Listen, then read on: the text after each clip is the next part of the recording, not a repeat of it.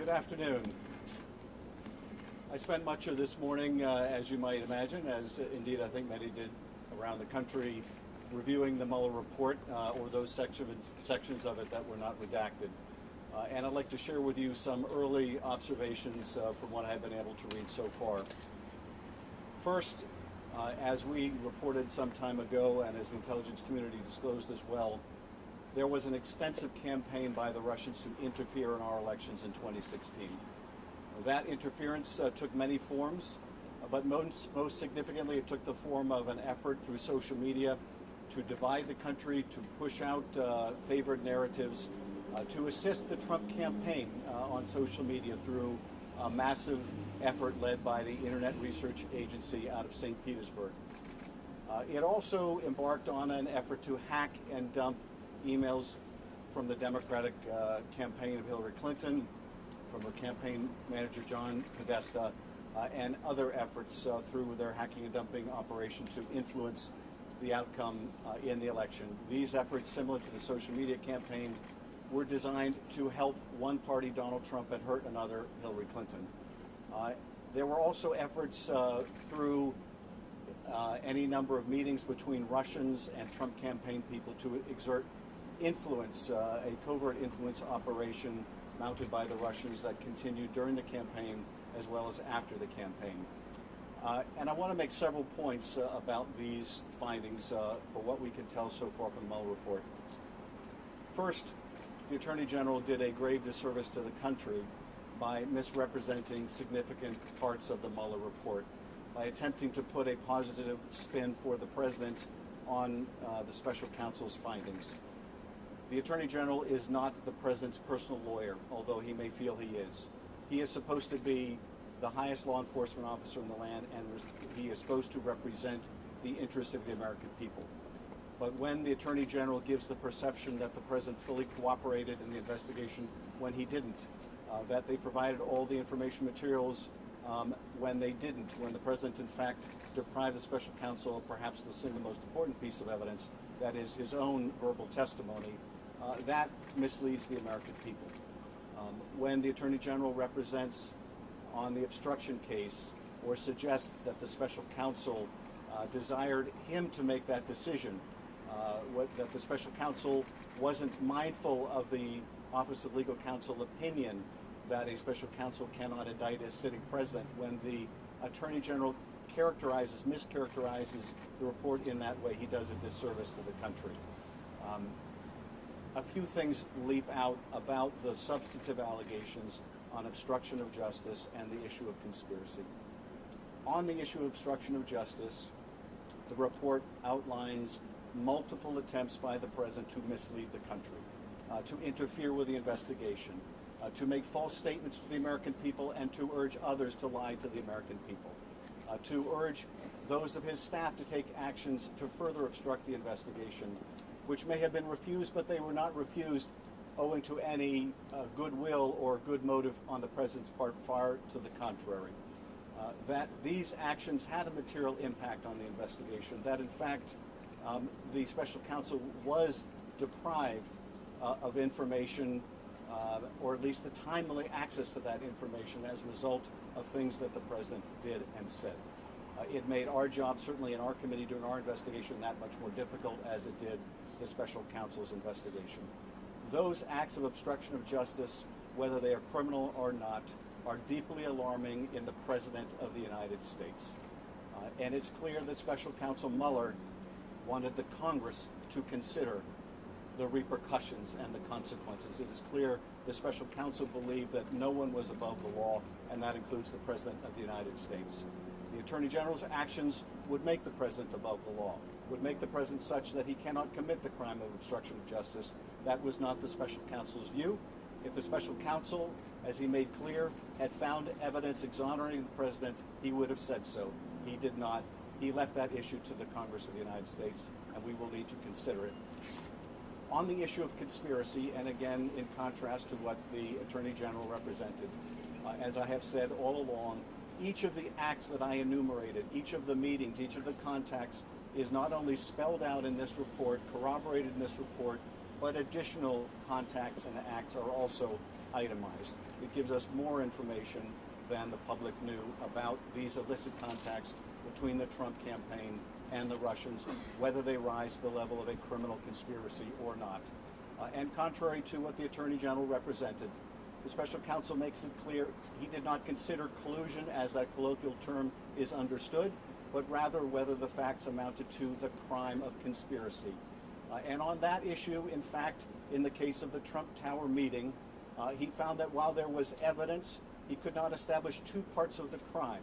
That, in fact, Don Jr. did accept the offer of Russian help, but that he could not establish with admissible evidence either the willful intent by Kushner or Don Jr. or Manafort to violate the law, or that the material they received was sufficiently damaging to meet the statutory definition. That is a far cry from saying there is no evidence. That is the special counsel's determination that notwithstanding the evidence on this issue involving Trump Tower and other interactions, like the provision of polling data by Manafort, which we have learned today was far more ongoing than we knew, that the special counsel could not establish a criminal conspiracy beyond a reasonable doubt and to the satisfaction of a jury. So these are the overall conclusions. But let me just say, to sum up, and then I'll be happy to go to your questions. As I said some time ago, whether these acts are criminal or not, whether the obstruction of justice was criminal or not, or whether these contacts were sufficiently illicit or not to rise to the level of a criminal conspiracy, they are unquestionably dishonest, unethical, immoral, and unpatriotic, and should be condemned by every American. That is not the subject of vindication. That is the subject of condemnation. And that is how I think we should view the Mueller report. And I'm happy to go to your questions. Did the Mueller report adequately address all your questions regarding conspiracy or collusion, or do you have additional questions you hope will be answered by your committee? There are sections certainly that are redacted in the report, some that clearly go to facts that are not being presented to the public, that would shed light on additional either illicit contacts or the nature of those contacts between the Russians and the Trump campaign. But other sections that are almost completely redacted go to the prosecutorial judgment. And that is when the special counsel looked at the evidence of conspiracy on these particular incidents, and in particular vis-a-vis WikiLeaks and the disclosure of that information, the contacts between the Trump campaign and WikiLeaks. The sections on the exercise of that prosecutorial judgment, why the special counsel concluded what the counsel did, have been largely redacted. And we need to know that information. So we will be seeking the complete and unredacted report, again, so that we can do our proper oversight. One other matter that is very important to point out, and that is that, as the special counsel makes clear in the report, the counterintelligence findings are not completely included in this report. That in fact there were FBI agents embedded in the special counsel's team who were looking at the issue of compromise or counterintelligence, and that some of that information is not included. Others, of course, it may be included but redacted. Our committee, the Intelligence Committee, has requested that Mueller come and testify. We want to understand exactly what was found in terms of any counterintelligence efforts, any efforts by the Russians to make use of U.S. persons, particularly those affiliated with the Trump campaign, as witting or unwitting agents of the Russian government. Chairman, the president tweeted out "game over." Is it game over? And has your opinion about articles changed at all as a result of what you read today? Well, it's certainly not game over in the sense that there's a lot more that we need to know that's redacted in this report. And again, this report only goes to what is criminal or not criminal. Other actions that may have compromised the president or others around him may or may not be even included in the report. In the interest of making sure that our policy is driven by the best interests of the country and not by the personal or financial interests of the president or anyone around him, we need to find out the answers to that. But we will certainly be guided by the good investigative work that the special counsel has done. It is not our intention to redo all the painstaking work the special counsel has conducted. Indeed, it wouldn't be possible for us to do so. The special counsel had at his access a bevy of FBI agents, subpoenas, grand juries, etc., that we do not have advantage of. this is one of the reasons why it's so important for the Congress to be able to obtain this information, so we do not have to recreate the wheel. But it is important to note that the facts that are now established by this report are damning. Whether they could or should have resulted in the indictment of the president or people around him, they are damning. And we should call for better from our elected officials. The standard cannot simply be that you can do anything you like as long as you can declare at the end of the day, I am not a crook. That is not the ethical standard the American people expect in their president. Congressman Kellyanne Conway again called for you to step down as chairman. She said he should produce the evidence he says he has. What do you say to that? Well, Kellyanne Conway clearly hasn't read the report, because if she had, she would see that all the facts that have been alluded to are not only spelled out, but they're spelled out in far greater detail than I have.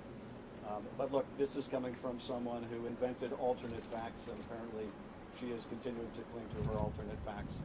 Has Robert Mueller responded to your invitation to testify, and do you believe that the Attorney General should resign? We've made two requests of the special counsel. First, we've made the request for the counterintelligence findings and the underlying evidence. And it's very important to understand that the Justice Department has a statutory obligation to provide us with counterintelligence or foreign intelligence.